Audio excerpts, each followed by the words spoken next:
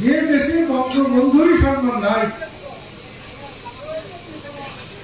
যে দেশে বঙ্গবন্ধু না জন্মালে আমরা এখন পাকিস্তানের চাকর থাকতাম, সেই বঙ্গবন্ধুকে যে পরিমাণ অপদস্থ করা হয়েছে, তারপরে কারো সম্মান নিয়ে থাকার কোনো মানে হয় না। আমি আল্লাহ বিশ্বাস করি, আমি সারা দুনিয়ায় কাউকে ভয় করি নাই, এখনো করি না। সম্মান এবং অসম্মান দুটোই আল্লাহর হাতে, স্রষ্টার হাতে। আমি তার উপরে বিশ্বাস করেই চলি। সেই জন্য বলছি, এই দুর্গাপুর বুড়িরচলা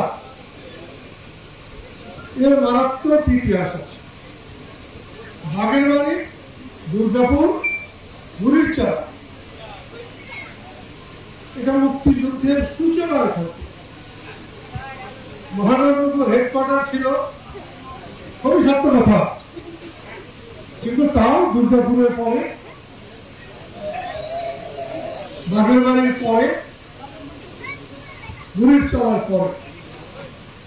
আমি পশ্চিমবঙ্গে একবার আশিসগড় বাড়িতে এসেছিলাম, তখন আশিসের দাদা বেঁচে ছিলেন।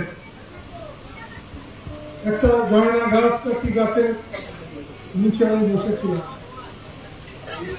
সেখানে বহু সর্দারকে দেখলাম। হঠাৎ করে ওর সঙ্গে আমার বড়চনা দেখা হয়েছিল। আমি জিজ্ঞাসা করছি, তুমি এখানে আসলে কেমনে?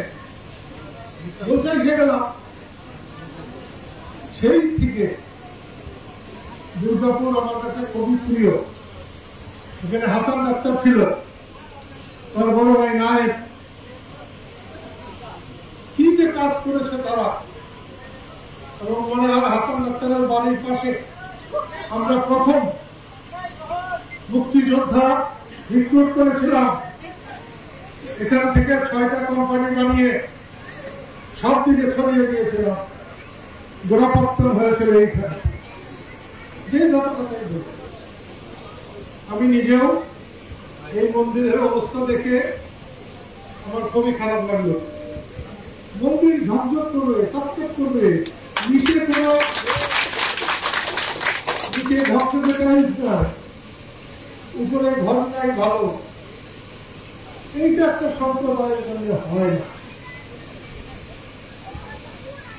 আমি সামলাকে দেখছি, এখানকার মানুষ যারা আছে তারা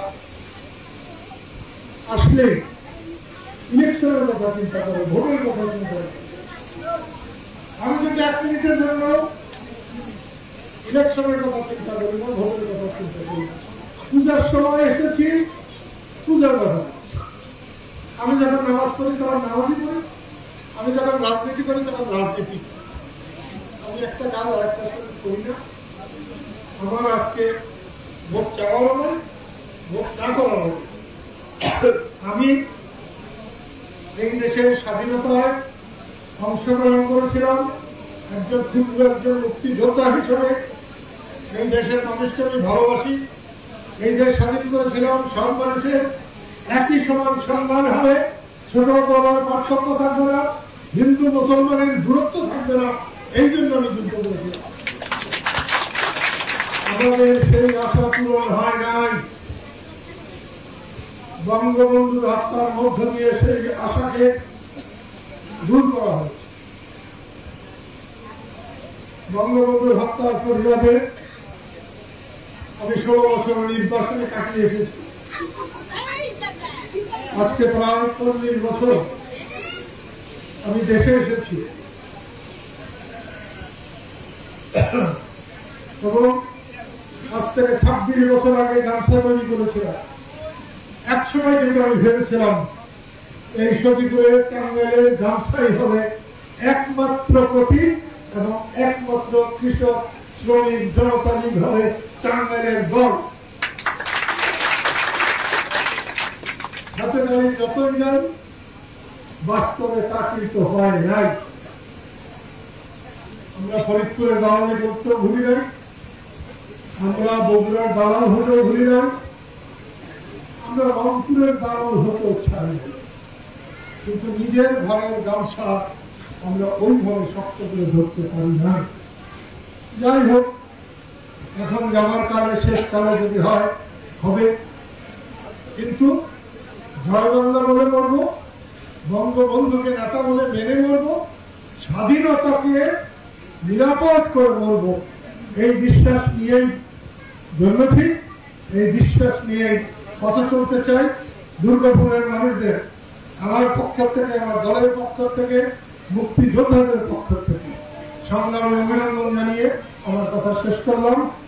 সবাইকে ভগবান তার মঙ্গল করুন।